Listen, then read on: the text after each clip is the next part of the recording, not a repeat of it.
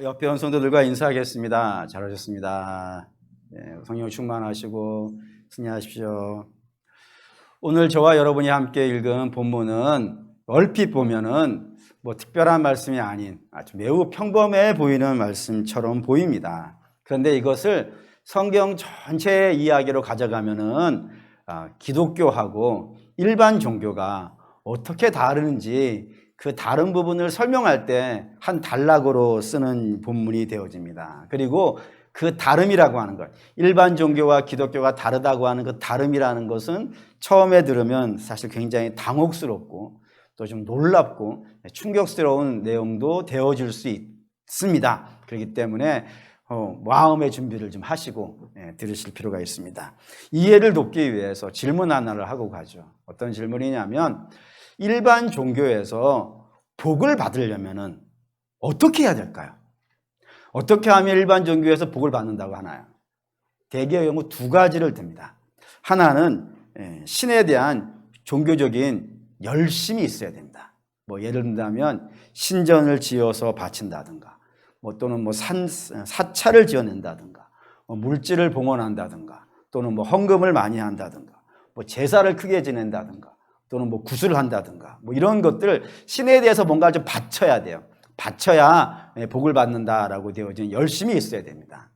또 하나는 이 경전에 대한 순종이 있어야 된다라고 되어져 있어요. 예를 들면 각 종교별로 우리가 가지고 있는 성경 같은 게 있지 않습니까? 그걸 경전이라 그러는데 그 경전에서 요구하는 것들이 있어요. 이렇게 하라, 저렇게 하라, 이렇게 요구하는 것들이 있는데 세상을 살면서 그런 요구들에 대해서 순종을 해야 복을 받는다라고 이렇게 일반적으로 되어져 있다 이겁니다. 그래서 그런 것이 일반적인 종교에서 복을 받는 것인데 이걸 갖고 우리가 진지하게 질문을 해보는 거예요. 뭐라고 해보냐면 기독교도 그런가? 기독교도 하나님께 뭐를 바쳐야 복을 받고 또 하나님이 우리에게 요구하시는 그 요구에 대해서 순종을 해야 복을 받는가? 이런 질문을 하지 않을 수가 없게 되는 상황이 되었다 이겁니다. 다르다 그랬으니까. 그럼 한번 좀 다른지 한번 좀 확인을 해보려고 그래요. 기독교도 하나님께 뭔가를 좀 바쳐야 그런 종교적인 열심, 그런 것이 있어야 복을 받을 수 있는가. 예를 든다면 가장 대표적인 예가 건물 짓는 거죠. 성전 짓는 거니까 성전 지어야 복을 받을 수 있는가라고 하는 질문을 한번 해보는 겁니다. 그러면 답은 뭐가 될 것 같으세요? 성전을 지어내야 복을 받지 성전을 안 지으면요 복을 못 받는 그런 구조가 있을까요? 없을까요? 답이 뭘까요? 아닙니다. 아닙니다. 예를 들어보죠. 성전 이야기하면 맨 처음 하는 사람이 누구냐면 다윗입니다. 다윗이 하나님이 자기를 왕으로 만들어주신 것에 대해서 너무 감동을 했어요. 그래가지고 자기는 이렇게 왕이 되어서 좋은 집에 살고 있는데 하나님의 괴는 저 장막에 있는 것이 너무 양심에 찔렸어요. 그래서 하나님께 백향목으로 아주 그냥 기가 막힌 집을 내가 하나 지어서 신전을 지어서 바쳐야겠다라는 게 생각을 합니다. 그리고 이제 하나님께 나단을 통하여서 이야기를 하죠. 하나님 제가 정말 멋있는 집을 지어 바치겠습니다 라고 이야기하자 하나님께서 나단에게 너 다윗에게 가서 얘기 좀 해 라고 해가지고 말씀하신 게 있어요. 한번 보죠. 사무엘하 7장 5절에서 7절입니다. 있죠? 가서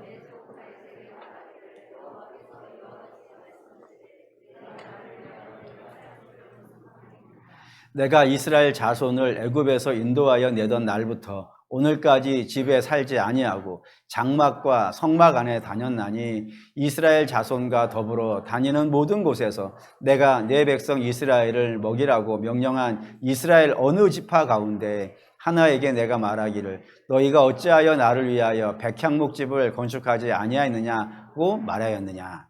이렇게 말씀하셨어요. 내가 나를 위해서 집을 짓겠다고 라고 이렇게 물으시는 거예요. 내가 나를 위해서 집을 짓겠다고. 내가 이스라엘 지파들 중에 12지파 있잖아요. 그 12지파 어느 지파에게 가가지고 나 위해 집 좀 지어달라고 부탁한 적이 있었더냐. 아무에게도 그런 부탁한 적 없고 나는 장막 중에서 너희와 함께 돌아다니는 거에서 아무런 불편이 없다. 근데 왜 너 쓸데없는 짓을 하려고 하느냐. 왜 그 쓸데없는 짓을 하려고 하느냐라고 말씀하시는 거예요. 그러면서 11절, 12절에 이어서 이렇게 말씀이 나가요. 읽겠습니다.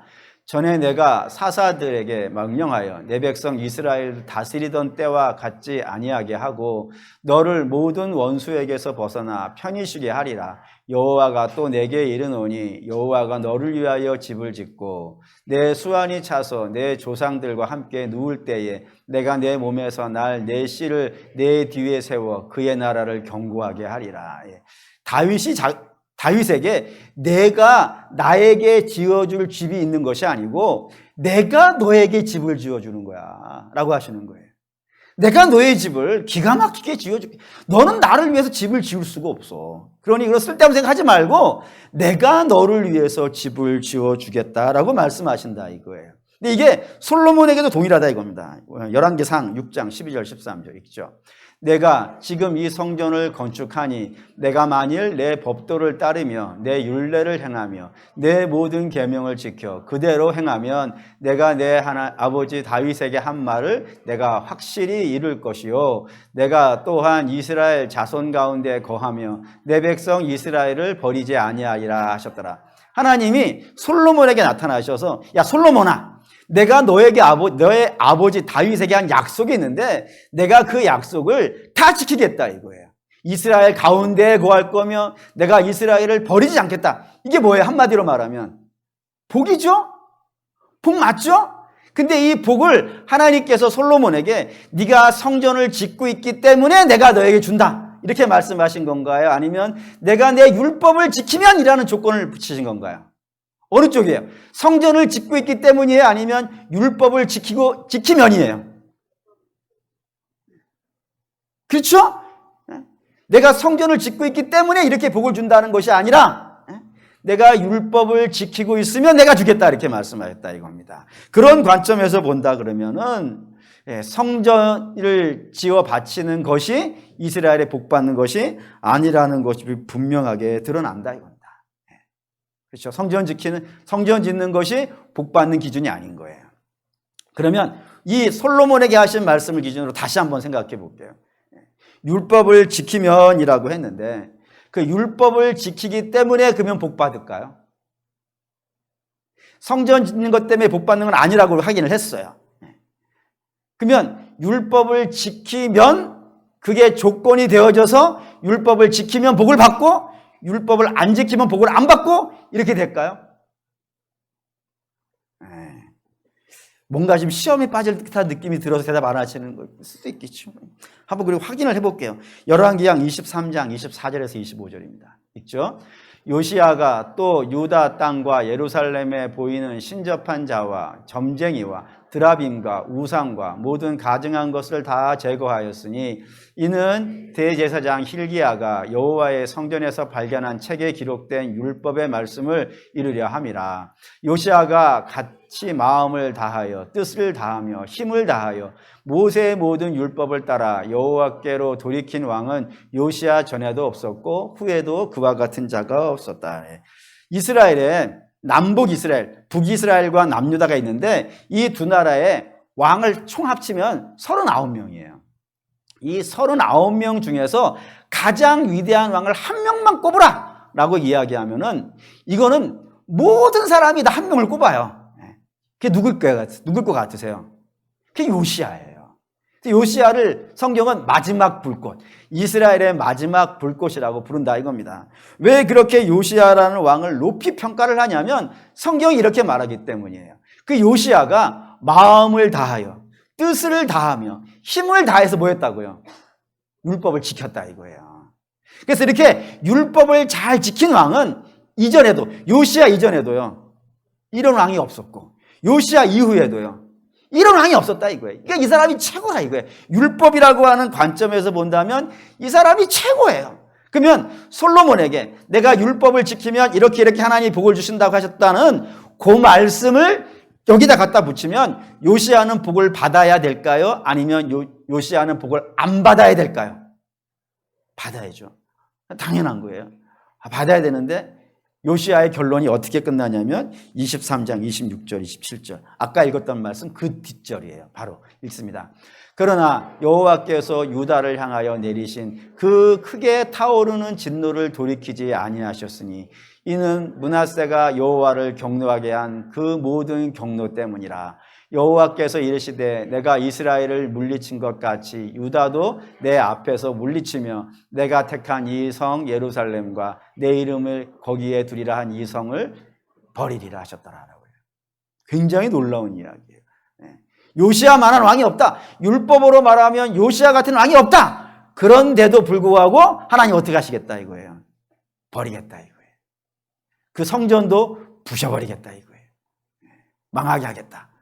이렇게 말씀하셨다 이거예요. 그러니 놀랍죠.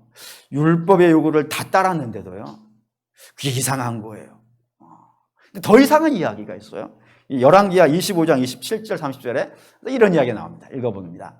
유다의 왕 여호와긴이 사로잡힌 지 37년 곧 바벨론 왕 에월 무로닥이 즉위한 원년 12월 그달 27일에 유다 왕 여호와긴을 옥에서 내놓아 그 머리를 들게 하고 그에게 좋게 말하고 그의 지위를 바벨론에 그와 함께 있는 모든 왕의 지위보다 높이고 그 제수의 의복을 벗게 하고 그의 일평생에 항상 왕의 앞에서 양식을 먹게 하였고 그가 쓸 것은 날마다 왕에게서 받은 양이 있어서 종신토록 끊어지지 아니하였더라라고. 여호와긴이라고 하는 왕이 등장해요. 이 왕이 실질적으로는 이스라엘의 마지막 왕이라고 되어 있습니다. 왜 그렇게 부르냐면 여기서부터 해야 돼요. 요시야라는 왕이 있어요. 아까. 근데 요시야라는 왕이 애굽왕과 싸우다가 느고라는 애굽왕과 싸우다가 전사를 합니다. 전사를 하고 그의 왕위를 그의 맏아들인 여호아스라고 하는 그런 아들에게 줘요. 그런데 이 왕은 애굽의 마음에 안 들었어요. 애굽이 마음에 안 들어가지고 이 사람을 그냥 왕이 되자마자 바로 폐위시켜버린 거예요. 그리고 애굽의 마음에 드는 왕을 하나를 세웠어요. 그 왕의 이름이 여호아스의 동생인 여호와김이라고 하는 왕이에요. 이 왕은 하나님 앞에 참 악한 왕이었어요. 그런데도 이 왕위를 이어가다가 나이가 들어서 이제 죽게 되어져요. 그리고 그 왕위가 그의 아들인 여호와긴이라고 하는 왕에게 넘어가요. 근데 이 여호와긴이라고 하는 왕은 바벨론이 너무 싫어해. 그래서 바벨론이 얘가 어린 시절에 왕이 됐는데 바로 폐위를 시켜버리고 그를 포로로 끌고 간 거예요. 바벨론으로. 그리고 왕위는 저 여호와김이라고 하는 여호아스, 여호와김 그 동생인 시드기야라는 사람이 있어요. 이 시드기야에게 왕위를 주고 여호와김은 이제 데려가 버린단 말입니다. 근데 이 시드기야라는 왕은 바벨론의 침공으로 멸망을 하는 거예요. 멸망을 해서 사망을 하게 되어져요. 그래서 이 다윗의 가문의 유일한 왕위는 누구만 갖고 있는 거예요, 지금? 포로되어져 있는 여호와긴이라고 하는 왕만 가지고 있는데 이 사람은 지금 신분이 뭐예요? 포로예요, 포로. 그러니까 포로살이가 어떻겠어요? 왕이 자기 왕궁을 갖고 있을 때가 힘이 있는 것이지 포로살이 하는 건 참 비참하잖아요. 근데 그렇게 바벨론으로 포로살이 하고 있는 왕들이 많이 있어요, 많이. 워낙 많은 나라를 쳐들어갔기 때문에 많이 데려와서 그 왕들은 대부분 포로살이를 하고 있는데 예월 무로닥이라고 하는 바벨론의 왕이 되자마자 어떤 일이 벌어졌다고요? 이 여호와긴은 복권이 됐다 이거예요. 비록 땅을 가지고 있는 왕은 아니지만 다른 왕들에게 포로되어져 있는 다른 왕들은 감옥에 있고 그냥 죄수들이 먹는 음식 먹고 있고 그러고 살고 있다 그러면 이 여호와긴이라고 하는 왕은 왕이라는 칭호도 얻었고 다시.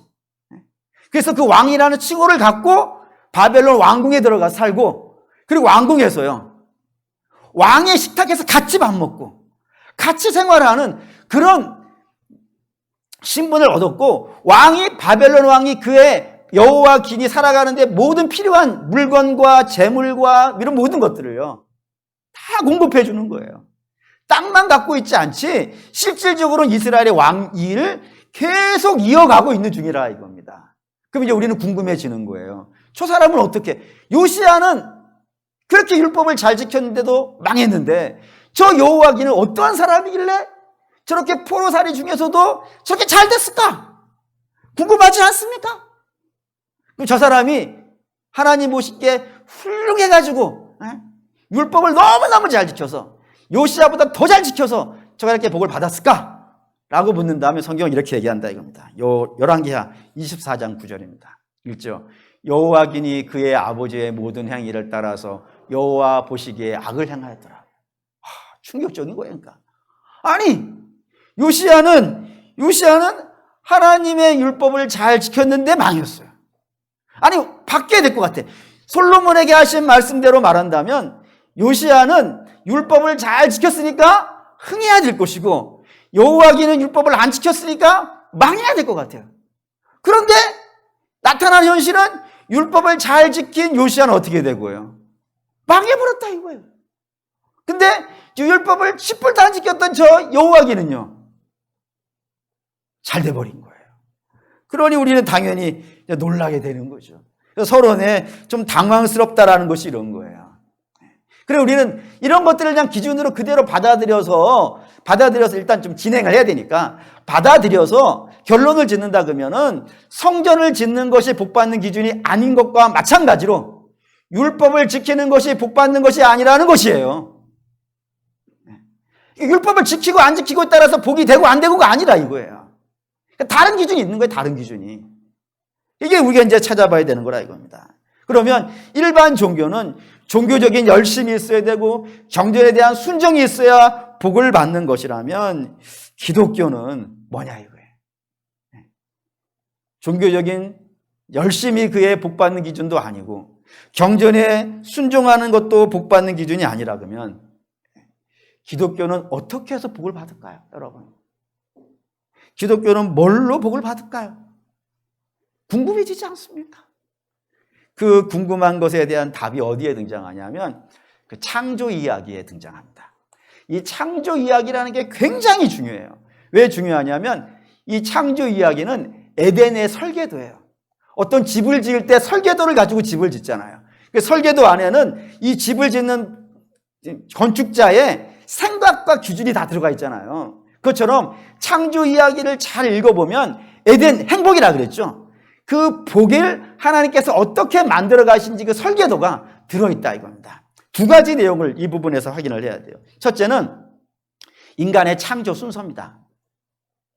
인간의 창조 순서가 에덴이라는 것을 기준으로 봤을 때 에덴 앞에 만들어지나요? 아니면 에덴을 만들다가 중간에 만들어지나요? 아니면 에덴을 다 만들고 나서 맨 마지막인가요?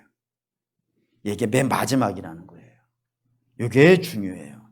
이게 왜 중요하냐면 에덴을 만들기 전에도 사람은 없었다는 거예요.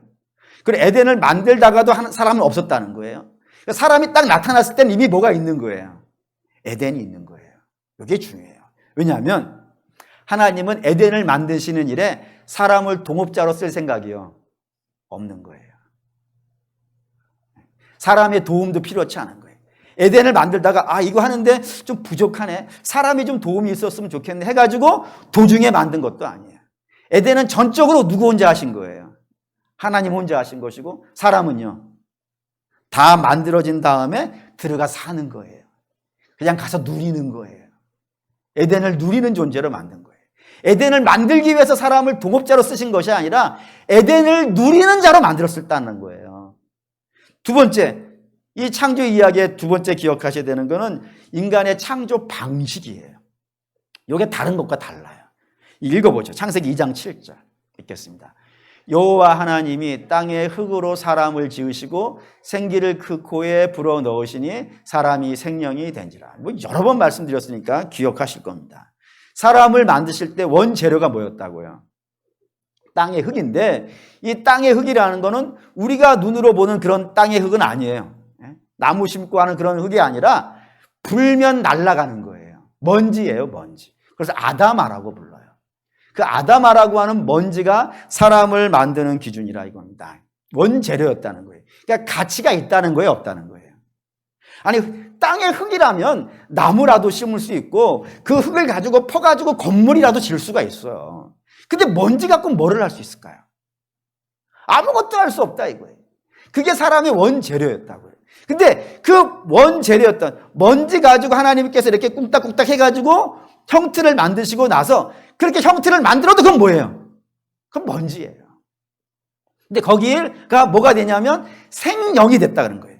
그 생명을 히브리어로 네페시라고 부르는데 그 네페시라는 단어가 뭐냐면 생명이 됐다 이거예요. 그러니까 무가치하고 생명이 없는 것이 뭐가 됐다고요? 가치 있는 생명이 됐다 이거예요. 어떻게 해서요? 하나님이 그 코에 생기를 불어넣으셨다 이거예요. 하나님의 호흡이 들어갔다 이거예요. 그러니까 가치 없는 게 가치 있는 것이 되고 생명 없는 것이 생명 있는 게 되는 것은 단 하나가 들어가 있단 말입니다. 그게 뭐예요? 하나님의 호흡. 그러니까 사람이 가치 있는 자가 되려면, 사람이 복 있는 자가 되려면 다른 것이 필요치 않아요. 뭐 일을 해야 되는 것도 아니고 노력해야 되는 것도 아니고 단 하나만 필요하다 이거예요. 그게 뭐예요? 하나님과 같이 호흡하는 거예요. 하나님의 숨을 마시는 것이고 하나님의 사랑을 받는 것이고 하나님의 은혜를 입는 것이고 하나님의 복을 받는 게 그냥 그렇게 하나님과 같이 호흡하고 하나님과 함께 누리고 하나님과 함께 살아가면서 뭐가 되는 거예요? 복이 있는 사람이 되어진다 이겁니다. 그래서 이게 사람 만드신 방식이에요. 이 두 가지를 합치면 우리는 중요한 결론을 맺어요. 그 중요한 결론이 무엇이냐면 하나님은 사람에게 뭘 원하는 게 없다 이거예요. 원하는 게 아니 에덴을 혼자 만드실 수 있는 분인데 아니 아담은 출신이 뭐였다고요? 아담은 먼지였다니까요. 그 먼지한테 뭘 원하겠어요? 원하는 게 하나님은 아무것도 없는 거예요. 이거를 성전 짓는 이야기로 가봅시다. 성전 이야기로 시작했으니까 하나님이 사람에게 성전을 원하시지 않는다 이거예요. 뭘 보면 아냐면 우리가 예를 들어볼게요. 집을 지을 거예요. 지금부터 여러분들은 집을 지을 거예요. 그럼 어떤 집을 지을 예정이세요? 뻔하죠. 지금 있는 집보다는요. 좀 나아야 되지 않겠습니까? 예를 드는 거니까 오해를 하지 말아주세요. 여러분이 지금 10평짜리 집에 살고 있어요. 그래서 이제 10평짜리 집에 살다 보니까 좀 힘들어요. 생활이 좀 늘어났으니까. 그래서 이제 집을 짓기로 했어요. 그럼 얼마짜리를 지을 예정이세요? 한 평? 아니죠. 한 평짜리 지을 바에는 뭐하러 10평짜리 집을 부시고 지어요. 그러니까 최소한은 어떻게 지어야 되는 거예요? 11평은 돼야지. 최소한 뭐 10.1평은 돼야 될 거 아니겠어요. 지금보다 조금 더 나은 집을 지어야 그 집으로 이사를 가지 않겠어요. 그러니까 하나님 집도 마찬가지라 이겁니다. 하나님께 집을 지어드려야 돼요. 하나님의 성전을 지어야 돼요. 그러면 지금 하나님이 가지고 있는 성전보다는 어떻게 돼야 되는 거예요? 좀 더 나아야 되지 않겠습니까? 그래야 하나님 요 집 불편하시죠? 그러니까 요 집으로 가세요. 라고 할 수 있지 않겠어요? 그러면 지금 하나님이 가지고 있는 집은 얼마만 할까요? 얼마만 할까요? 주님이 말씀을 하셨어요. 하나님이 지금 사시는 데가 어떤 모양인지 한번 볼까요? 마태복음 5장 34절 35절 읽겠습니다. 나는 너희에게 이르노니 도무지 맹세하지 말지니 하늘로도 하지 말라 이는 하나님의 보좌임이요 땅으로도 하지 말라 이는 하나님의 발등상이며 예루살렘으로도 하지 말라 이는 큰 임금의 성임이요 라고 되어 있어요. 여기 이제 보좌가 뭐죠? 왕이 앉는 의자예요. 그리고 발등상은 뭐죠? 왕이 의자에 앉았을 때 발 놓는 그 발 받침을 발등상이라 그래요. 지금 성전 짓는 거 아니에요. 뭐 하고 있는 거냐면 하나님이 앉아있는 의자가 얼마만 하다고요? 느낌이 오세요? 하늘만 하대요. 뿐만 아니라 하나님이 발을 올려놓는 발 받침은요 이 땅만 하다는 거예요. 성전 짓는 이야기하는 성전 크기가 아닌 게 아니라 그 성전에 들어가 있는 의자가 하늘이래요. 그 성전 안에 들어가 있는 발 받침이 이 땅만 하대요. 그러면 성전을 얼마만 해야 될까요? 솔로몬이 얘기했어요. 열왕기상 8장 27절 읽겠습니다. 하나님이 참으로 땅에 거하시리이까 하늘과 하늘들의 하늘이라도 주를 용납하지 못하겠거든 하물며 내가 건축한 성전이리오니까. 하나님을 내가 짓는 성전에 모실 수가 없다 이거예요. 왜냐하면 내가 짓는 성전이 어떠니까요? 너무 작아요. 작아도 이만큼 작을 수가 없어요. 그렇죠. 하늘이 의자고 땅이 발받침인데 솔로몬이 짓는 성전은 하늘 아래에 있고 땅에 조금 차지하고 있다고요. 그런 성전이 어떻게 그 하늘을 의자로 가지고 계신 분. 그래서 하늘에 그 하늘도 들어갈 수 없는 분을 어떻게 거기다가 모시겠냐 이거예요. 그러니 사람이 짓는 집이라고 하는 것은 너무 볼품이 없는 거예요. 너무 솔로몬이 짓는 것도 그 어마어마한 우리 다윗이 그 성전을 짓기 위해서 바친 돈이 얼마예요? 그러니까 사람이 지을 수 있는 건물 중에 최고의 고가의 건물이 솔로몬이 지은 성전이라 이거예요. 근데 그런 성전도 하나님이 들어가시기에는요 너무 비좁고 협소하다 이거예요. 그러니까 하나님 만족하는 걸 사람은 지어낼 수가 없어요. 애시당초 불가능하다 이겁니다. 근데 그걸 어떻게 하나님을 만족을 드릴 수가 있겠어요?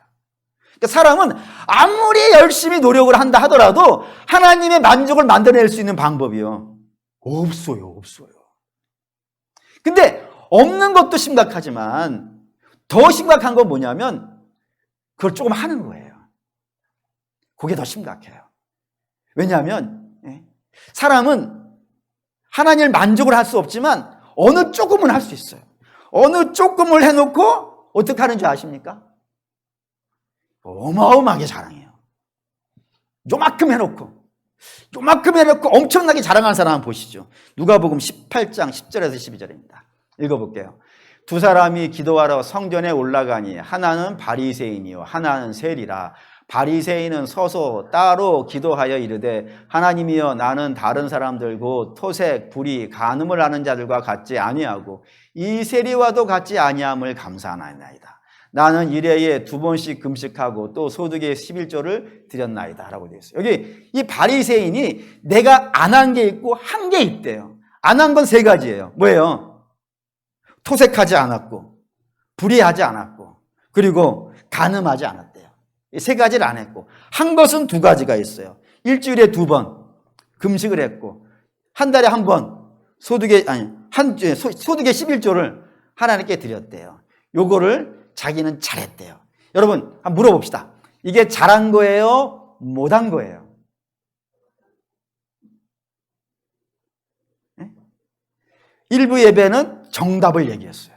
와, 놀라운 분들이에요. 2부 예배도 한번 봅시다. 잘한 거예요? 못한 거예요? 네. 일부 예배 성도들은 어떻게 했냐면 아무 말을 안 했어요. 그게 정답이에요.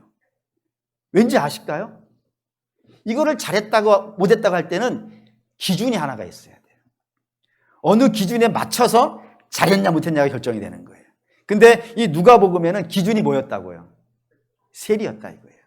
세리는 어떤 사람이에요? 이거 아무것도 안 한 사람이에요. 그는 토색한 사람이고 그는 불의한 사람이고 그는 간음한 사람이에요. 그는 일주일에 2번 금식 안 했고 소득의 11조도 안 했어요. 아무것도 안 한 사람이에요. 그 아무것도 안 한 사람에 비하면 이 바리새인은 잘했죠. 잘했어요. 근데 여러분 아시나 모르겠습니다만은 10에 2조 하는 분이 있는데요. 10에 3조 하는 분도 있는데요. 다른 교회가 아니라 우리 교회예요. 10에 2조 3조 하는 분이 있어요. 어떤 분은 전체를 낸 분도 있는데 그리고 금식 일주일에 2번 아니라 일주일 내내 하시는 분도 있는데 어떤 분은 40일 금식한 분도 있는데요. 뿐만 아니라 토색, 불의, 간음 다 율법이에요. 3가지 조항이에요. 근데 이게 전체 율법에는 3가지예요. 나머지는 몇 개인 줄 아세요? 600개가 넘어요. 3개 한 거예요. 3개. 나머지는요. 했는지 안 했는지도 몰라요. 근데 이거 600개 다 한 사람이 있어요. 누구죠? 성경에 등장하잖아요. 바울이에요. 바울은 자기를 뭐라고 불러요? 율법으로는 흠이 없는 자라고. 다 지켰다 이거예요. 그런 사람에게 비교하면 이 사람을 한 거예요, 안 한 거예요? 찌뿔도 안 한 것이지. 근데 찌뿔도 안 하고 자랑은 얼마나 한 거예요? 오지게 하고 있는 거예요. 근데 자랑만 하면 참 감사해요. 그 자랑만 하면 그나마 다행이에요. 근데 자랑으로 끝낸 게 아니라 뭐까지 한 거예요? 남을 오직 깎아내렸다고요. 남을 거의 처참하게 갈아버렸어요. 저 세리하면서요. 근데 여러분, 이게 세리니까 좀 그렇다 치더라도 우리 주변에도 만만치 않을걸요? 난 우리 교회는 없다고 생각하지만 전 딴 데선 봤으니까. 네? 이런 거 있었어요. 나 좀 성경 좀 안다 이거지. 근데 제가 볼 땐 나보다 모르거든요? 혹시 저보다 많이 아세요? 근데 조금 알아요. 근데 굉장히 많은 게 아닌 것처럼 다른 사람 멸시하고 천대하는 분 봤어요. 기도도 그래요. 기도 어마어마하게 하는 분들이 있어요. 근데 새벽에 몇 번 나왔다고 해가지고 그게 어마어마한 자랑이 돼서 당신 그 정도 기도해가지고 무슨 복을 받겠냐고. 헌금 많이 한 것 같아요, 제가 볼 때는. 근데 그보다 훨씬 더 많이 한 분들 많이 있거든요. 근데 조금 한 분, 좀 적게 한 분 있었어요. 그분에게 이것밖에 헌금 안 하냐고. 그래가지고 무슨 복을 받겠냐고. 그런 경우들이 꽤 있어요. 그러니까 사람이 의라는 건 말이죠. 하나님이 보시기에는 지뿔 아무것도 아니에요. 조적지혈이야. 조적지혈이 뭐죠? 그치? 이게 진짜 한자에 있어요? 모르겠어. 내가 지금 같긴 해. 세조자에 발조자이니까. 응? 세 발의 피에 세 발의 피. 하나님 볼 때는 세 발의 피에 지나지 않는데 그걸 갖고 자랑은 오지게 하고 남은 얼마나 깎아내리는지 몰라요. 그 사람의 의는 무더기에 의해 지나지 않아요. 별것도 아니라 이거예요. 별것도 아닌 걸 갖고 어마어마하게 자랑하는 데 써가지고 그걸 갖고 의시되기는 겁나 의시되게 되고 남 깎아내기는 겁나 깎아내리는 그런 의에 지나지가 않아요. 하나님께 만족도 안 되면서 하나님 보실 때 기쁨도 안 되는 건데 그거 갖고 그런다 이거예요. 그래서 하나님은 원래 처음부터 기준은 사람의 의가 아니에요. 에덴 당신이 해놓고 사람은 들어가라 그랬단 말이에요. 그러니까 처음부터 하나님은 저 사람이 잘했냐 못했냐 뭘 했냐 안 했냐 당신에게 뭘 바쳤냐 안 바쳤냐 이런 사람의 행위 자체는 처음부터 기준이 아니에요. 처음부터. 하나님의 사람에게 복 주고 사람을 구원하고 하는 것은 사람에게 있지 않아요. 어디에 있냐면 여기에 있어요. 에베소 2장 8절에서 9절 읽겠습니다.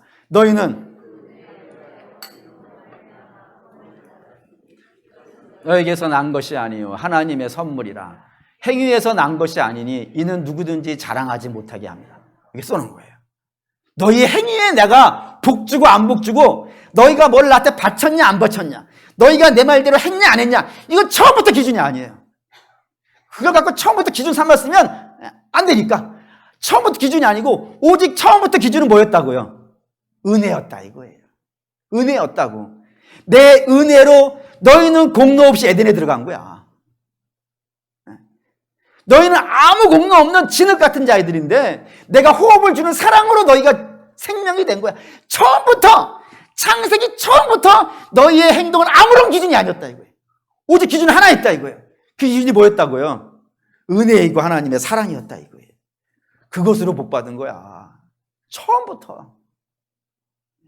그러니 처음부터 그거였으면 지금은 어떨까요? 지금은 바뀌었을까요? 안 바뀌었을까요? 처음에는 하나님이 은혜로 복 주시다가 지금은 행위로 복 주신 거 바뀌었을까요? 아니요. 지금도 은혜예요.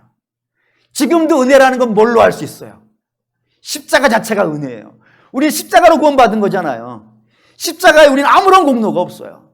처음부터 지금까지 또 앞으로도 영원할 거예요. 앞으로도 영원히 우리가 뭐를 했냐 안 했냐는 건 처음부터 기준이 아니에요. 처음부터 유일한 하나님의 기준은 뭐예요? 하나님의 사랑이에요. 이걸로 복 받는 거예요. 근데 이게 왜 중요하냐? 오늘 이 열왕기서에 왜 중요하냐면 처음에 여러분에게 말씀드렸어요. 열왕기라고 하는 책은 맨 처음에 읽은 사람들이 누구였다고요? 망한 사람들. 그래서 바벨론의 포로로 끌려가 있는 사람들. 그런 사람들에게 맨 처음 읽어진 책이에요. 근데 이게 왜 그 사람들에게 읽어줘야 되냐면 그 사람들은 소망이 하나가 있어요. 포로로 끌려간, 나라가 망해서 포로가 되어진 사람에게는 유일한 소망이 하나가 있어요. 그 소망이 뭘까요? 회복되는 거예요. 다시 하나님이 회복시켜 주시는 거예요. 복을 주셔가지고 회복하는 거예요. 근데 그러면 어떻게 해야 회복될 수 있을까? 이 고민되지 않겠어요? 근데 문제는 바벨론에 와 있는 거예요. 지금 바벨론은 세상이거든요. 세상 사람들은 뭘가 복이라고요? 뭐를 해야 복을 받는다고요? 성전을 지어 바치고 율법의 준수를 지켜야 되는 거예요. 그렇게 해야 복을 받는다고 생각하는 사람들 사이에 살고 있는 거예요. 그러니 유대인 그 포로로 끌려간 사람들도 그런 생각이 있을까요? 없을까요? 있는 거예요. 근데 그런 사람들의 기준으로 본다면 이 바벨론의 포로로 끌려가 있는 이 이스라엘은 회복될 수 있을까요? 없을까요? 회복될 수가 없는 거예요. 왜죠? 이들은 성전을 지을 수가 없어요. 왜요? 포로가 무슨 성전을 지어요? 솔로몬만한 성전을 지어야 된다고 그러면 복을 받는다 그러면 어떻게 그걸 지어요?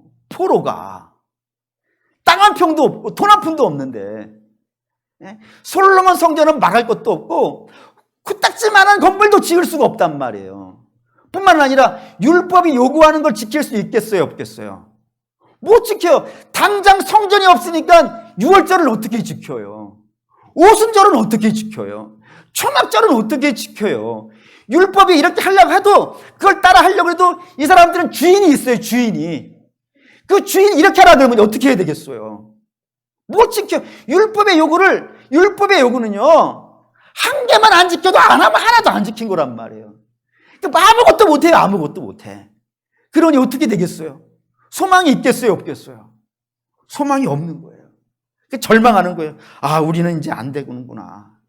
우리는 다시 하나님의 복을 받아서 하나님께 뭘 드릴 게 있어야지. 하나님이 명하신 걸 지킬 수 있어야지. 뭐 회복의 꿈이라도 꿔볼 텐데 우리는 지을 힘도 없고 지킬 능력도 없는데 어떻게 하나님 우리 돌아가겠습니까? 라고 절망하고 있는 이스라엘에게 하나님이 선포하시는 거예요. 야, 성전 짓는 거 너희가 나한테 지어줄 성전 없어. 내 집은 이미 하늘에 어마어마한 건 있어. 하늘에 어마어마한 거 있어. 그런 거 내가 원하는 건 아니고 율법 조항 다 지키는 것도 아니고 몇 가지 지키고 자기 자랑이나 하고 남이나 멸시하는 그런 거 지키는 것도 내가 원하는 것도 아니고 그러면 하나님이 원하시는 건 뭘까요? 하나님이 원하시는 거냐? 그런 것으로 내가 원하는 게 아니라 내가 원하는 것은 너하고 나하고 뭐 하는 거예요? 사랑하는 거예요. 사랑하는. 말씀 읽죠. 요한복음 15장 9절. 우리 주님이 똑같은 말씀 하셨어요. 읽을게요. 여호와 하나님 아버지께서 나를 사랑하신 것 같이 나도 너희를 사랑하니 나의 사랑 안에 거하라. 나의 사랑 안에 거하라는 게 뭐겠어요? 나 너 사랑한다. 그러니 내가 너희에게 주는 사랑을 받고 너희는 뭐 하라고요? 그 사랑으로 반응하라고. 그게 주님이 원하는 거라니까요. 우리 주님이 원하는 거는 그런 거예요. 우리 같이 주님과 사랑하는 거는요, 포로도 할 수 있어요. 재수도 할 수 있어요. 가난해도 할 수 있고요. 병들어도 할 수 있어요. 주님의 사랑 받고 그 사랑에 반응하고 이렇게 하는 거, 이게 우리 주님이 원하시는 거라 이거예요. 그러니까 이렇게 오해하진 않았으면 좋겠어요. 아, 그러면 이제 성전은 필요 없고 율법 하나님 말씀 안 지켜도 되겠다. 그런 개념이 아니고 우리가 주님의 사랑 안에 거하잖아요. 그리고 주님의 사랑을 받고 주님과 사랑하고 이렇게 살고 있으면 때가 되면 성전도 짓게 되어줘요. 율법도 따라 살게 된다 이거예요. 그러니까 성전 짓고 율법 지키는 것이 그게 핵심이 아니고 그 부수적인 거라 이거예요. 부수적인 것이고 핵심은 뭐였다고요? 하나님과 사랑하는 거예요. 사랑하는 거. 사랑받고 하나님이 주시는 호흡 받고 하나님이 에덴 주시면 에덴 받고 에덴 안에 사는 거예요. 하나님 호흡 주시면 그 호흡 받아가지고 하나님의 생명으로 살아가는 거라니까요. 그게 하나님 원하시는 거라 이거예요. 십자가 은혜 받고 십자가 은혜 받은 성도가 날마다 주님 기뻐하면서 주님 노래하고 주님 예배하고 주의 뜻대로 살아가는 여러분 그런 주님과 더불어 살아가는 것을 우리 주님이 원하시는 것이라 이겁니다. 그게 주님이 원하시는 거예요. 건물 짓고 뭐 하나님 그런 게 아니고요. 그의 사랑하는 우리 믿음의 성도 여러분, 요즘 제가 느끼고 있는 마음이 하나가 있어요. 그게 뭐냐면 하나님은 다 가지고 계셔요. 다 가지고 계세요. 하나님 부족한 게 뭐가 있을까요? 다 가지고 계세요. 근데 요즘 하나님이 자꾸 굶주린 게 느껴져요. 하나님 굉장히 궁핍한 게 느껴지는 게 있어요. 그게 뭐냐면 우리의 사랑에 굉장히 궁핍하신 것 같아요. 우리의 사랑에 목마르신 것 같아요. 여러분, 만약에 하나님이 사랑도 하나님 마음대로 다 해버리신다 그러면은 뭐 로봇이지. 사랑은 그게 사랑이 아니잖아요. 남녀 간의 사랑도, 부모와 자식 간의 사랑도 사랑은 마음대로 안 되잖아요. 사랑은 주체적으로 반응하자는 거잖아요.